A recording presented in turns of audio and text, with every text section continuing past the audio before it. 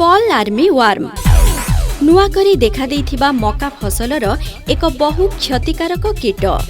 Fall army warm एक प्रजापति जातीय कीट जार सलभ अथवा लार्भा मका फसल रे घोर मात्रा रे क्षति साधन करिथांती। 2016 मसीहारे प्रथमे आफ्रिका महादेश रे एई कीट मका फसल को आक्रमण करी क्षति पहुंचाइथिला। एई फॉल आर्मी वार्म 2018 मसीहारे सर्वप्रथमे भारतर कर्णाटक राज्यर दावनगिरी और शिमोगा जिल्ला रे मका फसल रे बहुल मात्रा रे क्षति घटैथिला। खूब कम दिन मध्यरे भारत रे विभिन्न प्रांत रे एई फॉल आर्मी वार्म तार प्रादुर्भाव जारी रखिछि।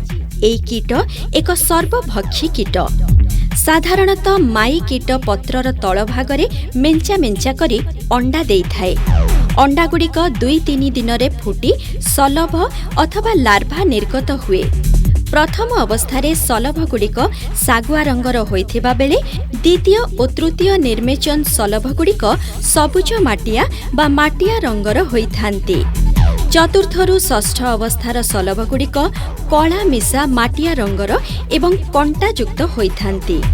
मुंड उपरे गोटिए ओलटा वाई भली धला दाग रही थाए एवं शरीरर अष्टम भागरे एक वर्ग क्षेत्र मध्यरे 4 गोटी कला बिंदु रही थाए।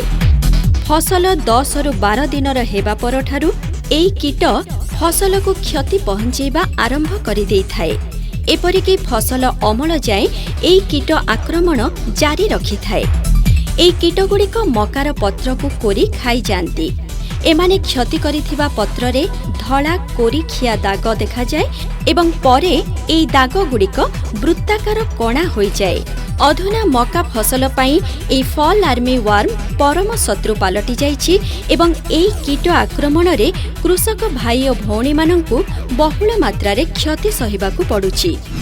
फॉल आर्मी वार्म रो प्रतिकार बिहन बुणिबा आगरु विशोधन करिबा नितांत आवश्यक।